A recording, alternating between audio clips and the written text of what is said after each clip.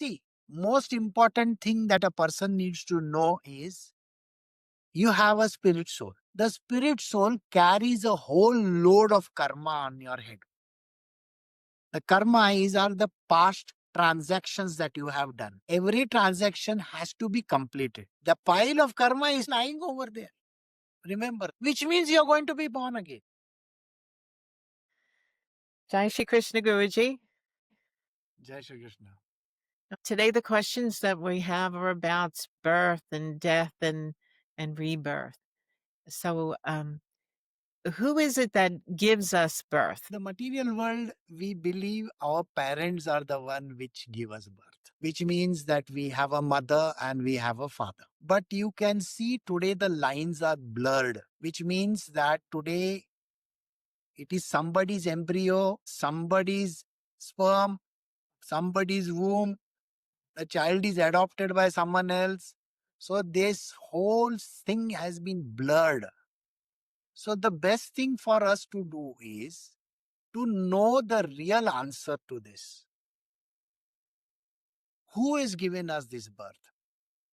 See, we can take stuff from the material world. That means all our body parts and everything that is there, including the DNA, RNA, everything that, whatever that you think of, is coming from the elements. These are basically the elements which are connected to the manifest world. That is this world which we are talking about. Everything comes from this world. Finally, everything is going to go back in the same place. Know that. So it is not the body that we are talking about. We are talking about the spirit soul that enters this body. Without the spirit soul, which we call as Jeevatma, you can be nothing. I mean, you are not even there. So please remember this. The birth that you are given is not by these biological parents, because biology is connected to the material world, but by the spirit, the one which gives us birth. We can say it is the supreme soul or the divine soul which has put us in connect with this body. So we are taking this body as a vehicle in which we are going to sail in this world.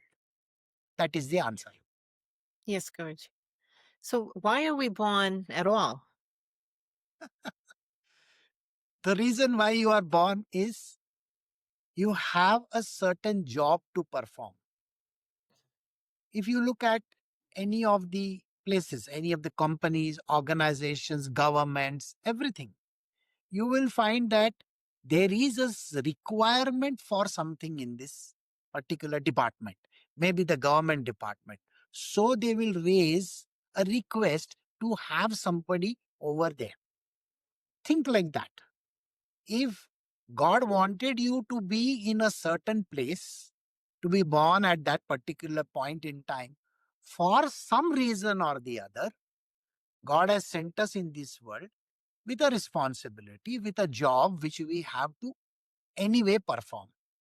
So we come to this world, we are brought over here so that we can do our specific job. That is the reason why we exist over here. So why are we born to a particular set of parents? See, we are born to a particular set of parents because we have to fulfill some obligation meant for that individual, whoever that we are born, whichever family we are taking up, which is called karma. A karma is an association with that particular identity, that entity. So we fulfill that, and then we are there in that place because we have a certain job to fulfill, certain responsibilities to fulfill. And when these are done, then we can live. That is the reason why we take up a certain set of parents. So is part of our job here then to fulfill something in that family? See, the association with a particular set of people, that is the family, the near and dear ones, plus the surrounding ones, that is whosoever is coming within our purview. Now, those people, we have a karmic debt That means a bond is there. It is like I have taken something from you, so I have to return it back to you. Or you might have taken something from me, which you have to return it back to me. So naturally, when we are together, only this kind of a transaction can happen. That is the reason why we have close association with people like that.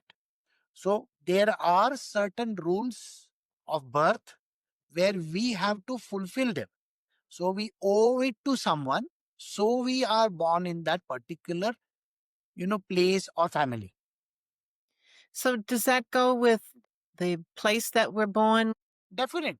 Yeah. See, the reason why we have to be born in a specific country, a place, a destination, a point, wherever we are, that is because we owe it to that particular location as well.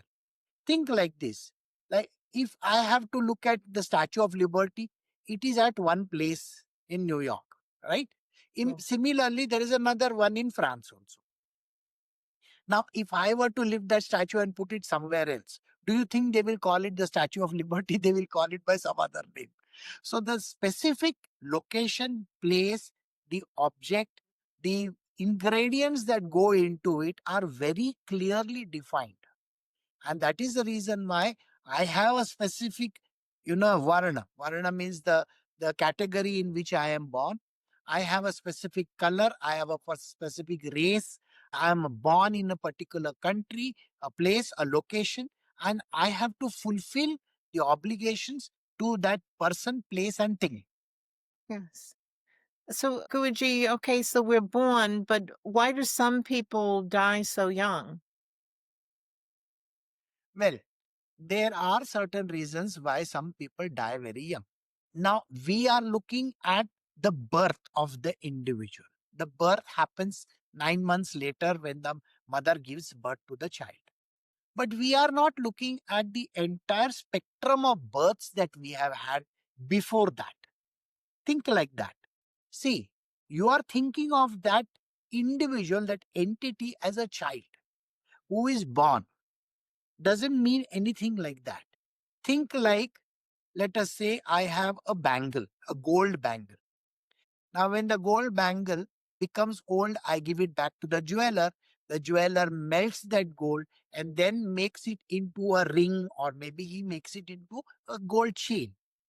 Can I say that the day this particular gold chain was born is the date of birth of that gold?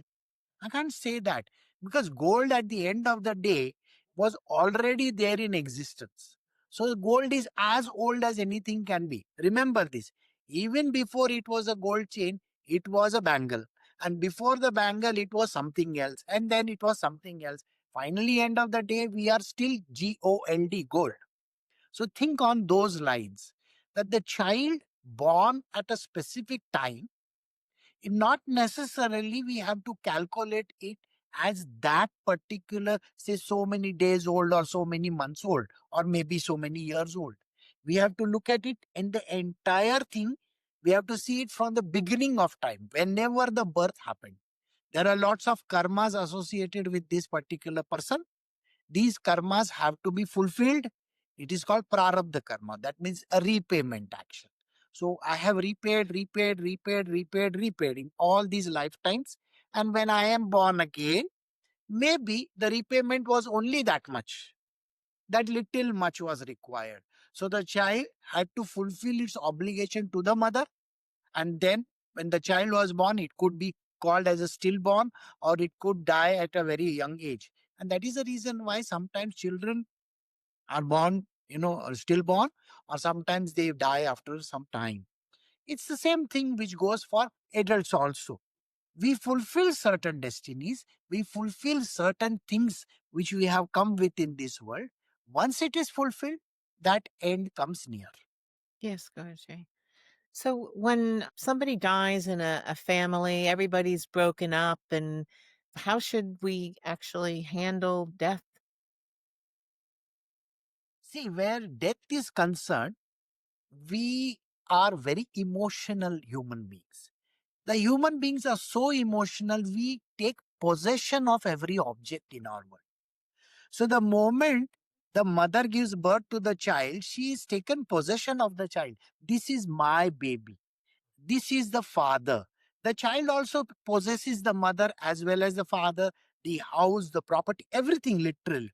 So when we lose something which is our possession, we are very emotional and we become very unpractical about it. We are not at all practical where that is concerned. We start crying. The human beings start crying. They throw tantrums. All kinds of things happen at that point in time.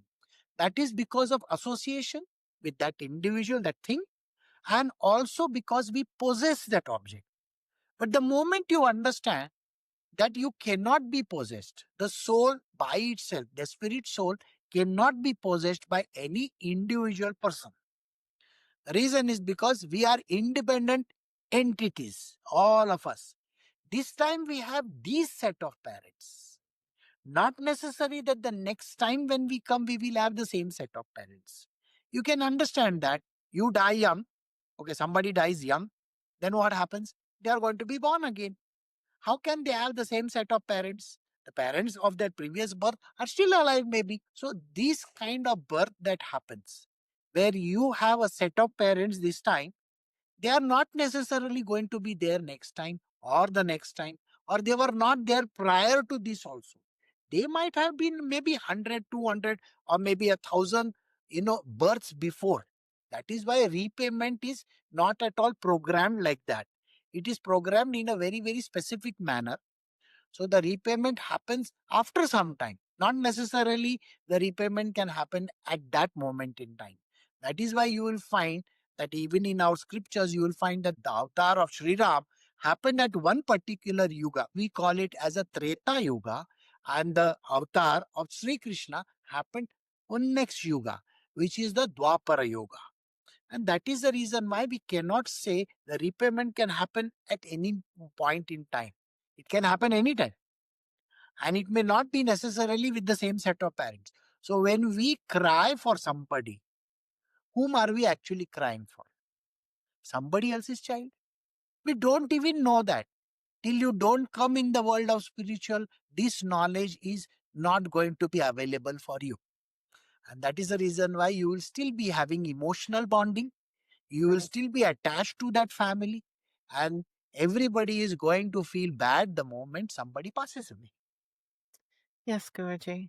So it would be callous of us to just disregard somebody's birth if we just say, "Oh, they're just gonna, go on to their next life." Um, we have to be. Yes, of course. The moment you are born in this world, the bonding starts happening. We say, oh, this is my mother, this is my father. The child says that. And the mother says, this is my child. And these kind of bondings happen. It's the same thing when you possess an object. Let us say you have a cell phone. It is your cell phone, correct? Yes. Now, the moment you lose it or something happens to it, are you not upset about it? Yes. Because you're possessing it. But the same thing, if I were to take my friend's phone or somebody else's phone and call up someone else, and if the phone drops down and something happens to it, you are not so much associated with it. Your friend's phone gets lost. Are you bothered about it? You are not even bothered about it.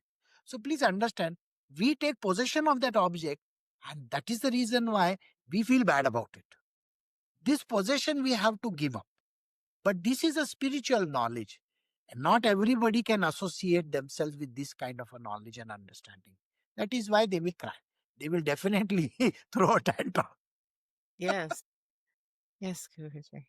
So we have the teachings of rebirth, and for those who don't have that teaching, what happens to them? They still have rebirths. See, the thing is, in some of the other religions of this world, they say that this is the last life of theirs and there is no rebirth.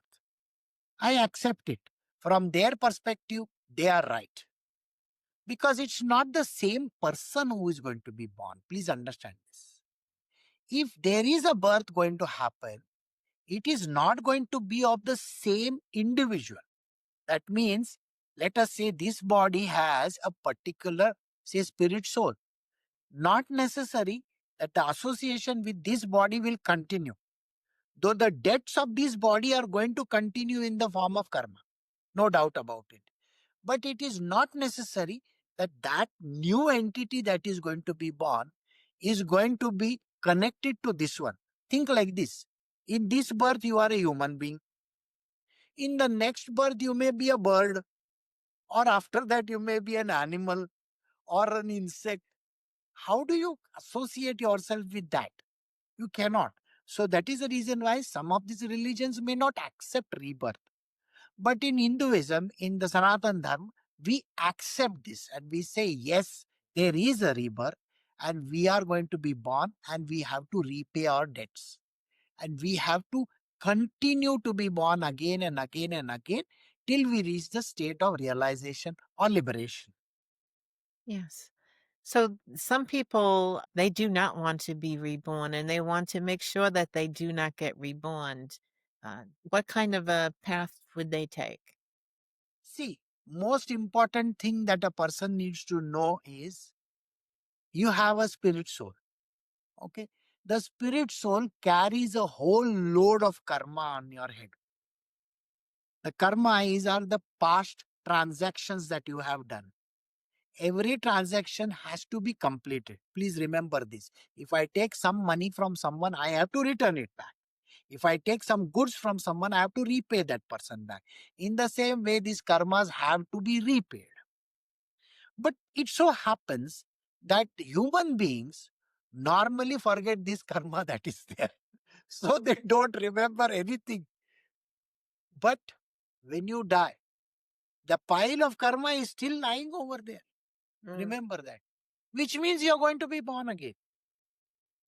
When you come in the world of spiritual, that is when you try to understand who you are, what you are, why you are here, the idea about your own self, God, or whatever you want to call it. When you step into the world of spiritual, this knowledge is taught to you by your guru.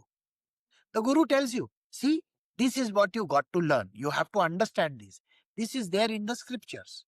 The guru will handhold you and he will take you along the path to let you know that this is the karma that you may have and you have to eliminate it. So, whatever the karma that you have, which is called the accumulated karma of so many lifetimes that we have lived, all that accumulated karma needs to be minused out. And when it has to be removed, a time will come when you don't have any karma left in your life because you are leading a very perfect life of a sage or a saint. Then at that time, you can reach the state of liberation. You can say, I don't want to be born again.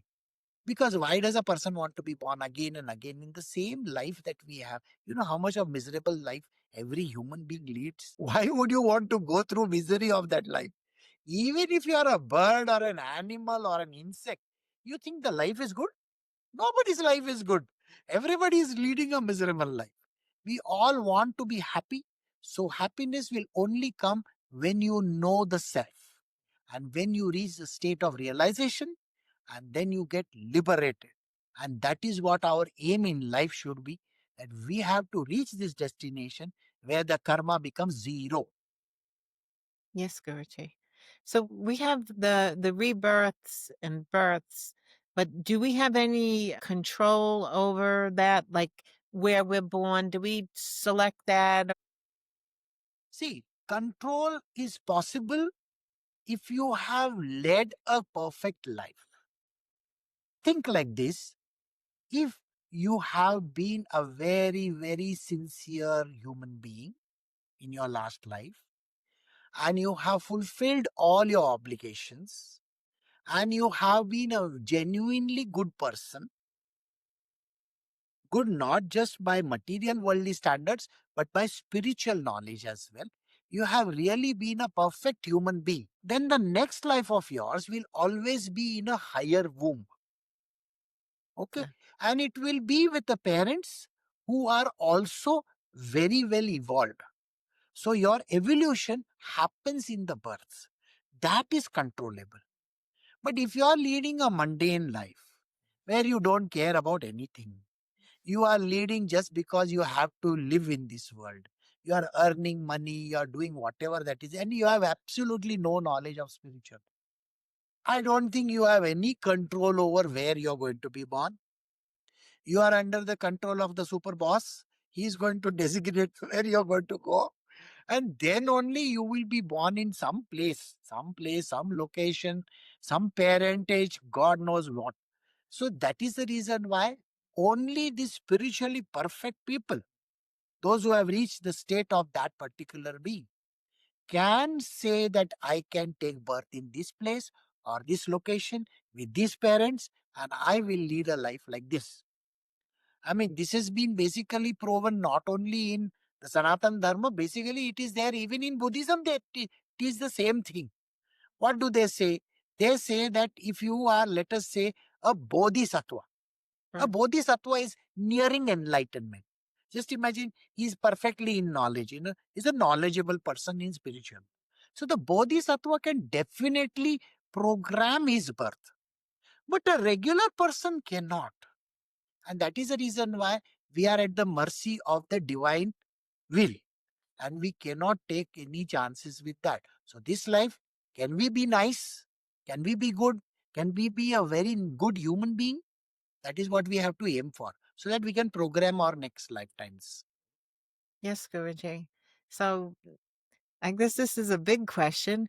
Where are we between death and birth? Between death and birth, see, when we say death, death is just that destruction of that body. So, whatever body that you had, let us say you had a body of a bird, an animal, a human being, or whatever the body that you have taken, the body is destroyed. Okay? You Yes. don't have possession of the body after that. So the spirit soul doesn't possess that body. That body goes to dust. Mm. Now this is called death. But when you die, there's a caveat over here. If you die with millions of desires in your mind, you have taken possession of some things. Like when you die, this is my property, this is my money, this is my wife, these are my children, or whatever possession that you have. Then there is no release for that individual, because then you will find they are like ghosts. You naturally, in many places, you have heard about these things, that there is a ghost which is haunting over there. This is from this particular family. You have seen those kings and the queens also in England and all that. The old king is already visible there. Okay, fine. In a similar fashion, you will find that there are a lot of hauntings. So these are the people who have died, but they have left behind too many desires to be fulfilled. In Sanatana Dharma, we know that a body, the moment a person dies, we have to fulfill his desires, whatever they might be. So we have the 13-day ceremony, after death ceremonies. Like even in China and other countries also, they have the Hungry Ghost Festival and all that. I don't know whether you know about it, but they definitely make a house, a small boat. They will keep some oranges. You have seen those oranges, the tiny ones. And there are lots of things which are offered. This is called the hungry ghost. Hungry ghost means that ghost is hungry. You have to fulfill its desire. The desire could be of a house, it could be of food, it could be of anything. This is the first step that happens. Now, there are people who die desireless, or their desires may be fulfilled. When these people die, they go to a place, it is said, they go to a place where in our world we call it the Yam Deva's place, a place where you will be definitely judged and stuff like that. And then whatever repayments that you have to do in terms of good deeds or bad deeds. Now, you might have done some good deeds. Naturally, there are heavens of places to enjoy. If you have done something wrong or something like that, then you have a place where you have to go and try to eliminate that. But that doesn't remove your karma. Mm. Karma should never be mixed around with good deeds and bad deeds. Please understand, karma is an action performed. Okay? Yes. Like I perform an action. Think. In the material world also, if one person murders another person, Yes. A murders B. Now, A is given a sentence in the jail. He has to go to jail, prison. And there he has to maybe spend 20 years or 30 years, God knows how many years. Has that person B, got returns? Yeah. I don't think so. Yeah. Because B is still owed that death. Remember that. He was murdered by A. Yes. So B needs to give it back to him. 20 years of jail or 30 years of jail is not fulfilling that terms and conditions. Yes. Think. Suppose somebody owes money. Like someone owes money, X amount of money, maybe $1 million or something like that. The person is not in a position to pay. But you put that person in jail. Okay, he has not paid me. Put him in jail. You think by putting a person in jail, your $1 million are going to come back? I don't think so. So this is the reason why karma is different. Actions that you do in this world, the good things or the bad things, they are small things. They are not something big. You might have given, some donation somewhere, or you might have given food or meal somewhere. Okay, that's a good deed. And there are bad deeds also. So whatever good and bad deed, they have to be just minused out over there. And the moment that is finished, you are back again for the second round of rebirth. Till you decide, no, enough is enough. I want liberation from these rebirths. I don't want to be born, because you are not guaranteeing. You are not guaranteed that you're going to be born as a human being. Remember that. Mm. And it is only when you have human birth that you can repay. You can't repay when you have other births, like animal births or birds or something. You can't repay anybody back. Think. Mm. They cannot perform karma also. They are not sentient like that. Human beings are like that. So that is the reason why birds and animals and insects, they cannot perform karma. And that is why they are only repaying back certain things.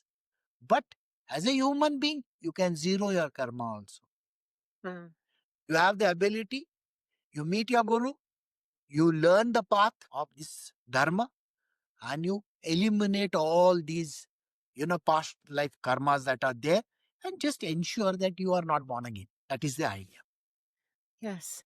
So, Guruji, just meeting your guru doesn't mean that you are going to complete your karmic debt, does it? Will you still have to come back even if you met your guru? Yes. See, what happens when you meet your guru? A guru is like a teacher. Okay. Let us assume that he is like a teacher or a coach or a mentor. The coach or the mentor is not going to do your job, isn't it? Mm. Your job you have to do. Suppose I am a coach for you and I am teaching you athletics. Doesn't mean that I am going to run for you. No way. You have to run your own race. And not necessary that you're going to come out first or you're going to get an Olympic medal. Nothing like that.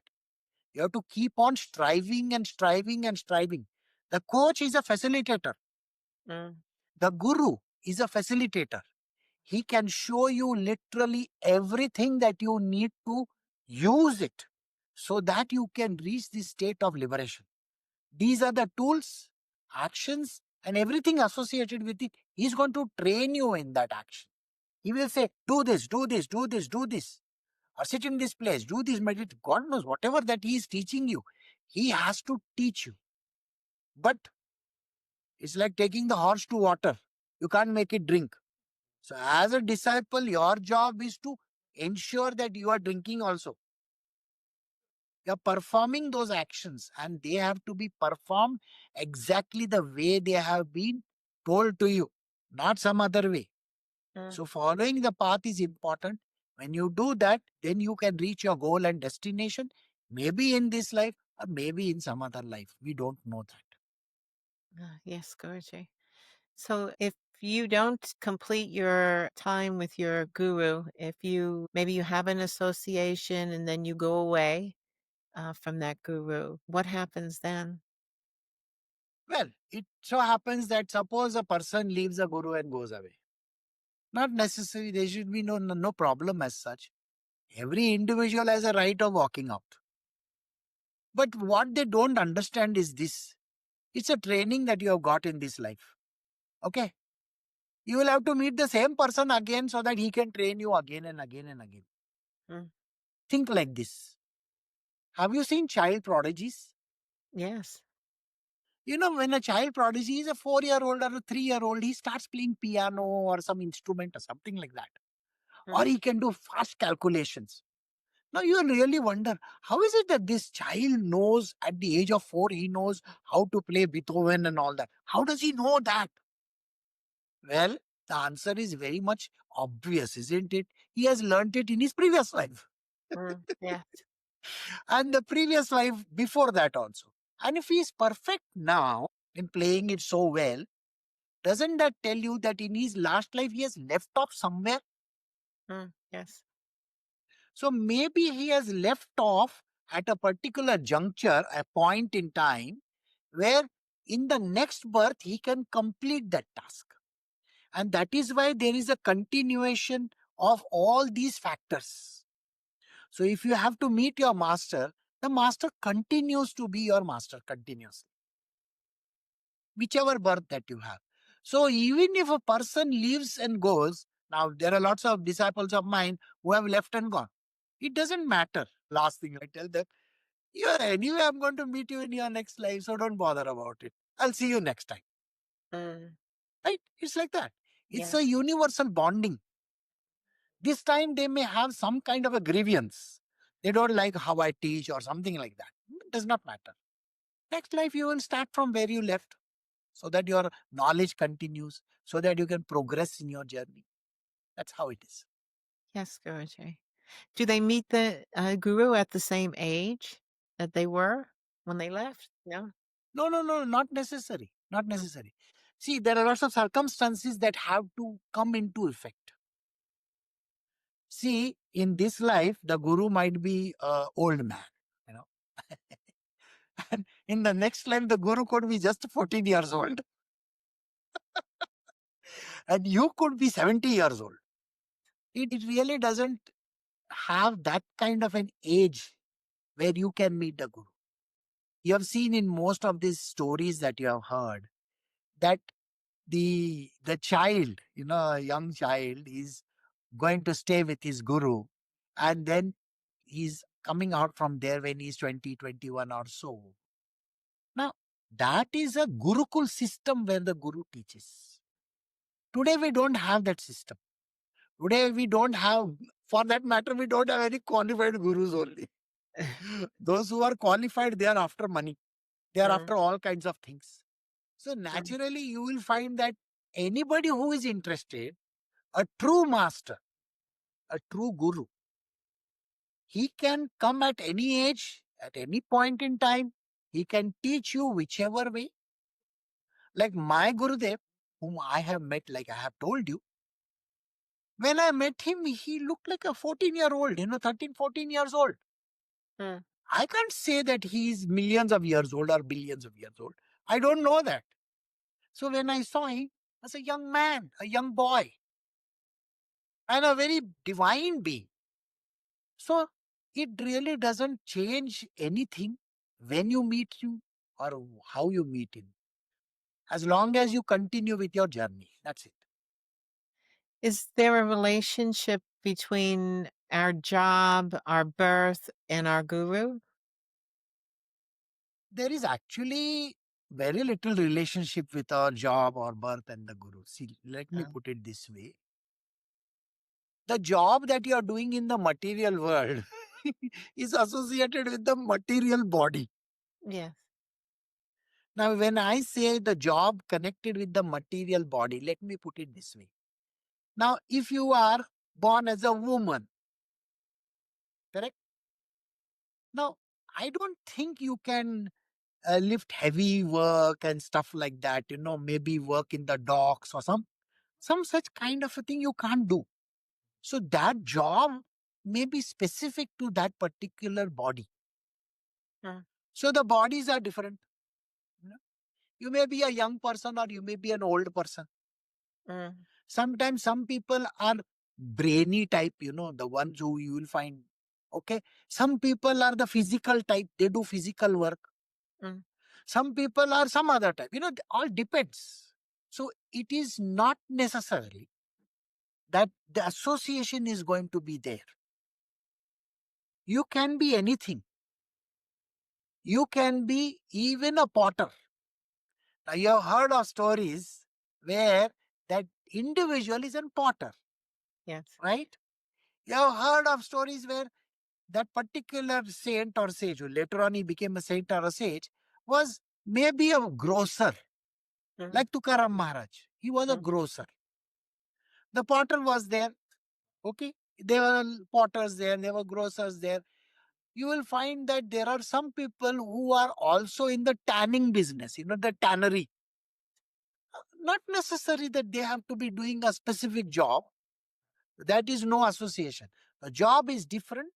Material worldly body is also different. And the guru coming in your life, not necessary that he has to have you as some perfect human being in some place. Not at all.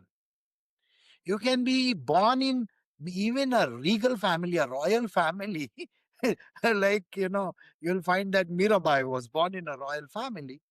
That is okay. Or maybe like Ramakrishna Paramahansa, who was born in a very poor family, very poor people. Okay. So that is also possible. And again differs where, what kind of breed that you are, again, man, woman, whatever. It depends. Yeah. Yes, Guruji. Thank you, Guruji. Yeah. Okay. No problem.